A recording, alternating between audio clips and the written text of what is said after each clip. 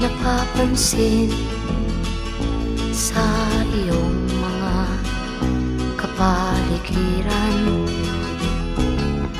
Kay dumi na ng hangin, pati na ang mga ilog natin. Hindi nga masamang pag-unlad at malayo-layo na rin ang ating narating. Ngunit masdan mo ang tubig sa dagat, dati kulay asul, ngayon'y naging itim.